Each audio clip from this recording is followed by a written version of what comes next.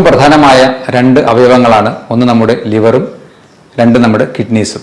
നമ്മുടെ വൃക്കകൾക്ക് എന്തെങ്കിലും പ്രവർത്തന വൈകല്യം സംഭവിക്കുകയാണെങ്കിൽ അത് കുറച്ചു നേരത്തെ തിരിച്ചറിയാൻ സഹായിക്കുന്ന പ്രധാനപ്പെട്ട ലക്ഷണങ്ങളാണ് ഞാൻ പറയുന്നത്. അതിൽ പ്രത്യേകിച്ച് രാത്രിയിലൊക്കെ നിങ്ങൾക്ക് ഉറക്കത്തിൽ നിന്ന് ശ്വാസം കിട്ടാതെ എഴുന്നേൽക്കേണ്ട ഒരവസ്ഥ വരികയാണെങ്കിൽ ശ്രദ്ധിക്കണം.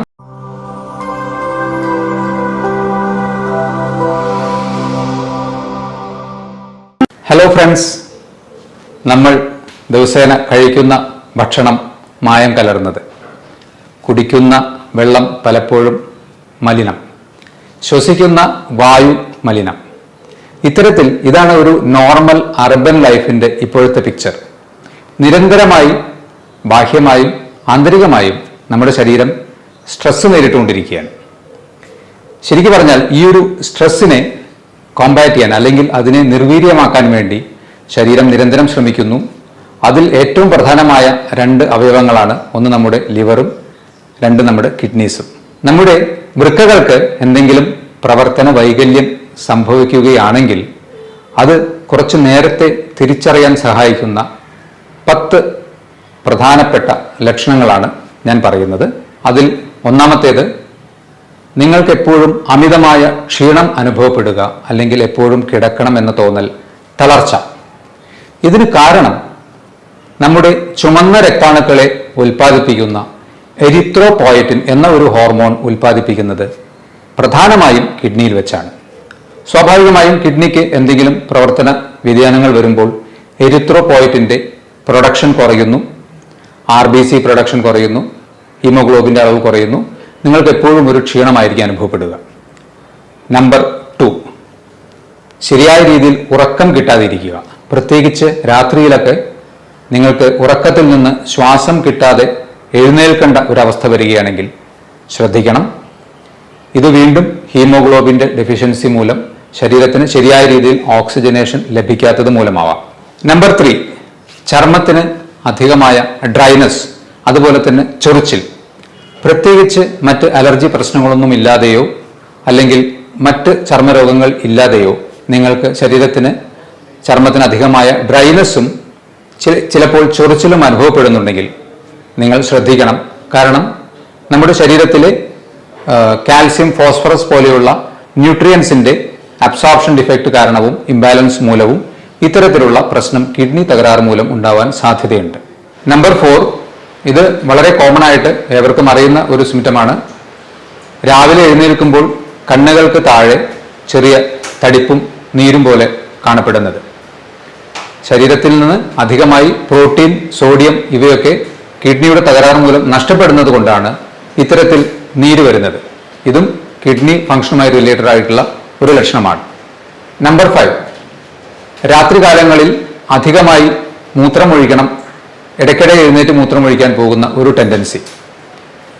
ഇങ്ങനെ കാണുകയാണെങ്കിൽ നിങ്ങൾ തീർച്ചയായും കിഡ്നിയുടെ ഫംഗ്ഷനുമായി റിലേറ്റഡ് ആയിട്ട് ഒന്ന് ആലോചിക്കേണ്ടതാണ്.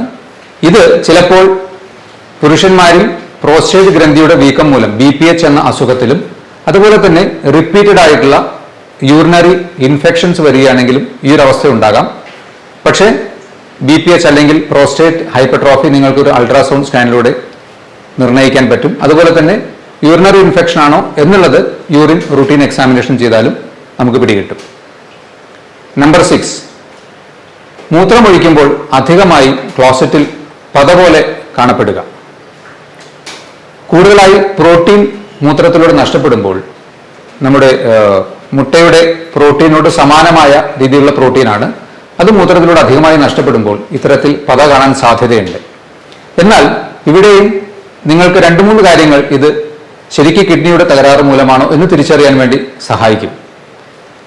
നിങ്ങൾ അമിതമായി എക്സസൈസ് ചെയ്യുകയാണെങ്കിലോ അധികമായി പ്രോട്ടീൻ റിച്ച് ആയിട്ടുള്ള ഭക്ഷണം കഴിക്കുകയാണെങ്കിലോ ചില മരുന്നുകളുടെ ഉപയോഗം മൂലമോ, പ്രത്യേകിച്ച് സ്റ്റിറോയിഡ് പോലെയുള്ള മരുന്നുകളുടെ ഉപയോഗിക്കുന്ന അവസ്ഥയിലും ഇത്തരത്തിൽ മൂത്രത്തിൽ പത കാണാൻ സാധ്യതയുണ്ട്. അപ്പോൾ ഈ കാര്യങ്ങൾ കൂടി ഇവാലുവേറ്റ് ചെയ്തിട്ട് വേണം ഇത് ശരിക്കും കിഡ്നിയുടെ തകരാറാണോ എന്ന് ചിന്തിക്കുവാൻ വേണ്ടി.